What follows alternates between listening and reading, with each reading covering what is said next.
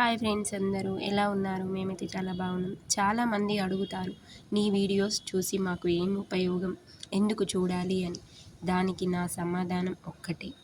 నా వీడియోలు పెద్ద పెద్ద విషయాలు నేర్పించకపోవచ్చు, కానీ ఒక సాధారణ హౌస్ వైఫ్ జీవితాన్ని, మా పిల్లలతో గడిపే చిన్న చిన్న క్షణాలను, మా కుటుంబంలో జరిగే నిజమైన సంఘటనలు మీతో షేర్ చేసుకుంటున్నాను. మీరు ఒక అమ్మ అయితే మా ఇంట్లో కూడా ఇలాగే జరుగుతుంది అనిపించవచ్చు.